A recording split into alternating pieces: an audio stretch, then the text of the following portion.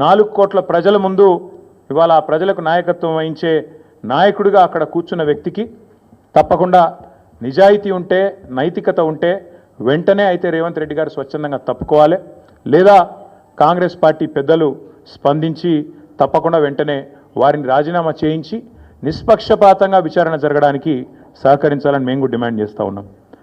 రేవంత్ రెడ్డి గారు మాటల ముఖ్యమంత్రి కాదు, మూటల ముఖ్యమంత్రి అని మళ్ళొకసారి తేలిపోయింది దీంతో. ఎందుకంటే మూటలు మోసే పీసీసీ అధ్యక్ష పదవి తెచ్చుకున్నారని వెంకటరెడ్డి గారు చెప్పారు. ఇప్పుడు మూటలు మోసే పదవి కాపాడుకుంటున్నారు అని దేశమంతా తెలుసు. అట్లాగే మూటలతోనే ఆనాడు పీసీసీ ఆఫీస్ బేరర్స్ దగ్గర కూడా డబ్బులు తీసుకొని మరి కాంగ్రెస్ పార్టీ ఒక పత్రికకు డబ్బులు అందించారని చెప్పి ఎన్ఫోర్స్మెంట్ డైరెక్టరేట్ కూడా చెప్తా ఉంది. ఇప్పుడు మాకు కూడా అర్థమవుతోంది, ముఖ్యమంత్రి గారు ఇవాళ విజయవంతంగా 44సారి ఢిల్లీ పోయారంట. 16-17 నెలల్లో 44సారి ఢిల్లీకి పోయి ఒక అరుదైన రికార్డు ముఖ్యమంత్రి గారు అయితే సృష్టించారో ఇప్పుడు మాకు అర్థమైంది ఎందుకు పోతున్నాడో ఢిల్లీ. చీకట్లో బీజేపీ పెద్దల కాళ్ళు పట్టుకోవడానికి, అయ్యా నా మీద కేసు లేకుండా చేయండి, నన్ను జైల్లో వేయకండి, ఎన్ఫోర్స్మెంట్ డైరెక్టరేట్ వాళ్ళతో ఒక మాట చెప్పండి అని చీకట్లో నిన్న రాత్రి పోయి అమిత్ షా గారి కాళ్ళు పట్టుకోవడం, బయటికి వచ్చి మాత్రం పెద్ద పెద్ద పోజులు కొట్టడం రేవంత్ రెడ్డి గారు మరి ఏం చేస్తున్నారో ప్రజలకు కూడా అర్థమై ఉండాలి. 44 సార్లు ఢిల్లీ ఎందుకు పోతున్నారో స్పష్టంగా అర్థమై ఉండాలి.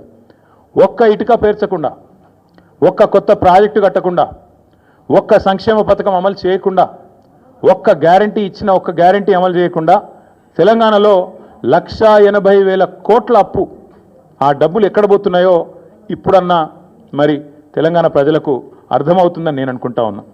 గత సంవత్సరన్నర కాలంగా తెలంగాణ ప్రజల సంపదను దోచి తెలంగాణను ఏటీఎంగా మార్చి ఢిల్లీ బాసులకు దోచిపెట్టడానికే, అటు ఢిల్లీ బాసులు అంటే ఇద్దరున్నారు పాపం బాసులు ఆయనకు, ఆయన బాధ వర్ణనాతీతం. ఒక బాస్ ఏమో అఫీషియల్ బాస్ రాహుల్ గాంధీ గారు, ఇంకొక బాస్ ఏమో అన్అఫీషియల్ బాస్ మోడీ గారు, అమిత్ షా గారు. కాబట్టి అటు ఇటు ఇద్దరిని ప్రసన్నం చేసుకోవడానికి 44 సార్లు ఎక్కే విమానం దిగే విమానం అన్నట్టుగా రేవంత్ రెడ్డి గారి వ్యవహారం నడుస్తూ ఉంది. 7.5 కాలంగా రేవంత్ రెడ్డి గారు చేసిన పనులు 3. 1 బీఆర్ఎస్ పై నిందలు, 2 బిల్డర్లతో కాంట్రాక్టర్లతో దందాలు, 3 ఢిల్లీ బాసులకు 1000 కోట్ల చందాలు. మాకు బీఆర్ఎస్ మీదనేమో నిందలు, బిల్డర్లు కాంట్రాక్టర్లతో దందాలు, ఢిల్లీ బాసులకేమో 1000 కోట్ల చందాలు. ఇది నిజంగా సిగ్గుచేటు. ఒక ముఖ్యమంత్రిగా ఆనాడు ఎమ్మెల్యేగా ఆబాస్ పాలైన రేవంత్ రెడ్డి గారికి బుద్ధి వచ్చిందేమో అనుకున్నాం. కానీ కుక్కతోక వంకర అన్నట్టు ఇప్పటికీ అవే అపసవ్యపు పనులు, ఇప్పటికీ అవే అపసవ్యపు కార్యక్రమాలు చేస్తూ తెలంగాణ రాష్ట్ర పరువు జాతీయ స్థాయిలో తీసినందుకు వారిని వెంటనే తొలగించాలని చెప్పి మేము డిమాండ్ చేస్తూ ఉన్నాం. రాహుల్ గాంధీ గారు అన్ని విషయాల్లో మాట్లాడతారు, ప్రతి విషయంలో మాట్లాడతారు. పాకిస్తాన్ గురించి మాట్లాడతారు, బంగ్లాదేశ్ గురించి మాట్లాడతారు, ఇంకేదో మాట్లాడతారు. మరి నేషనల్ హెరాల్డ్ కేసులో మీ ముఖ్యమంత్రి గారిని ఛార్జ్ షీట్లో చేరిస్తే why is Rahul Gandhi not responding? Why is he not talking? Why is Mr. Rahul Gandhi silent on this issue? Please respond. One of your chief ministers along with you has been named in the charge sheet. You are accused 1 and accused 2, and your CM, your chief minister of Telangana, and also the deputy chief minister of Karnataka have been named as people who facilitated money transactions into National Herald and Young India account. ఖచ్చితంగా అడుగుతున్నాం, రేవంత్ రెడ్డి గారు ఎందుకు మౌనంగా ఉన్నారు?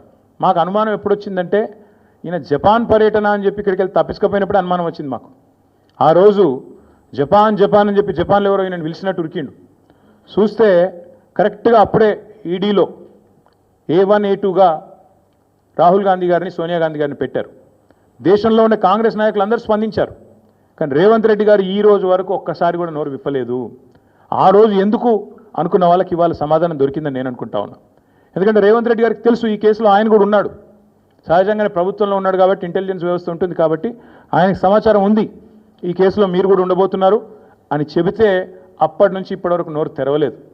తెరవకపోగా ఢిల్లీ పెద్దలను ప్రసన్నం చేసుకోవడానికి, అక్కడ ఉండే మంత్రులను కాకాబట్టడానికి, మోడీ గారిని, అమిత్ షా గారిని ప్రసన్నం చేసుకోవడానికి, బీజేపీతో మరి ఏదో రకంగా ఒక ఒప్పందం కుదుర్చుకొని ముందుకు పోవడానికి ఆయన మౌనంగా ఈరోజు మౌనంగా ఉండి తప్పించుకునే ప్రయత్నం చేస్తూ ఉన్నారు.